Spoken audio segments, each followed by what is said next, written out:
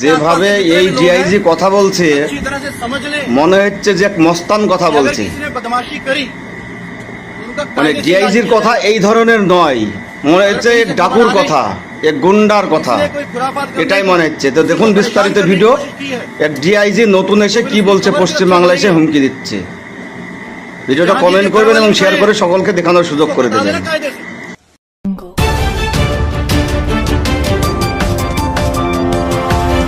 आसपास के जितने भी लोग हैं अच्छी तरह से समझ लें कि अगर किसी ने बदमाशी करी तो उनका कायदे से इलाज किया जाएगा। फिर अगर कहीं से खबर आ गई कि किसी ने कोई खुराफात करने की, किसी को परेशान करने की कोशिश की है, तो फिर उसकी खबर फिर अच्छे से लेंगे हम।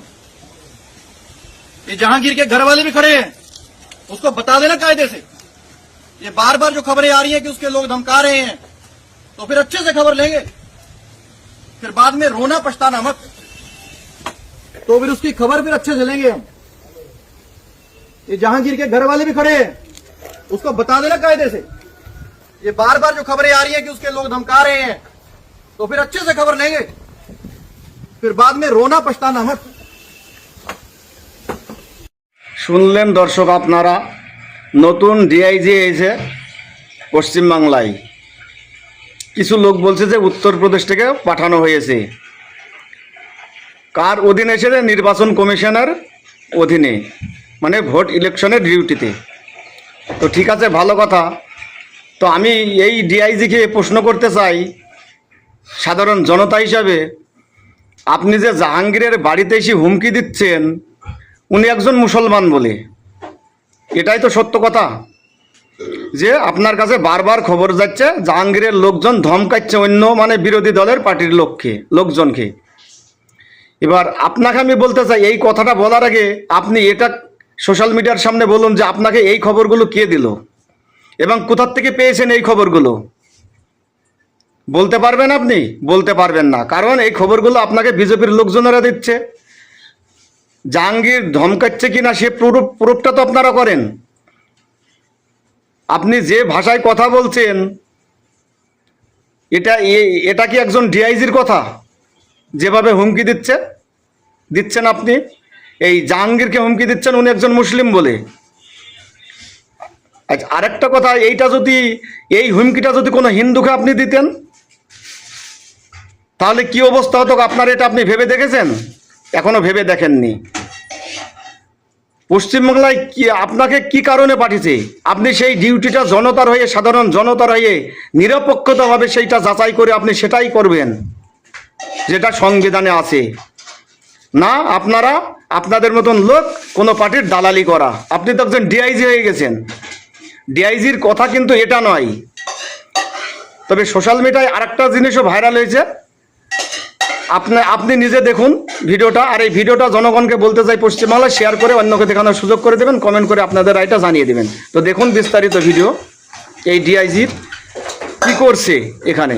যে ডায়মন্ড হারবারের পুলিশ অবজারভার, কিন্তু আমি অজয় পাল শর্মাকে স্পষ্ট ভাষায় একটা কথা বলতে চাই, আপনারা অবশ্যই ভিডিওটা পুরো দেখুন। যে আপনি এই যে অন্যায়গুলো ডায়মন্ড হারবারে করছেন, লোককে ধমকানো, লোককে চমকানো, দেখতে পাই, কমেন্ট করে আপনি যে অপরাধগুলো করছেন যেগুলো বেআইনি, মহিলাদের সাথে অশ্লীল ব্যবহার, মহিলাদের গায়ে হাত দেওয়া, আপনি যে বিজেপির মালিকদের কথায় অসাংবিধানিক কাজকর্ম করছেন, আপনাকে স্পষ্ট বলে দিতে চাই, আপনি যদি মনে করেন 4 মের পর আপনি আপনার রাজ্যে ফেরত চলে যাবে আর সেখানে বিজেপির মালিকরা আপনাকে বাঁচিয়ে নেবেন, তাহলে আপনি ভুল করছেন।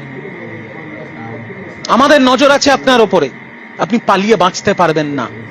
আপনি যে রাজ্যে চলে যান, যে বিজেপির নেতার হাত আপনার মাথার ওপরে থাকুক না কেন, আপনার নামে এফআইআর হবে, আপনার নামে চার্জশিট হবে, আর আপনাকে ঘেঁটি ধরে বাংলার কোর্টে নিয়ে আসা হবে, আইনের সামনে আপনাকে ফেলা হবে, আর আইনের কঠোর থেকে কঠোর ব্যবস্থা আপনার বিরুদ্ধে নেওয়া হবে।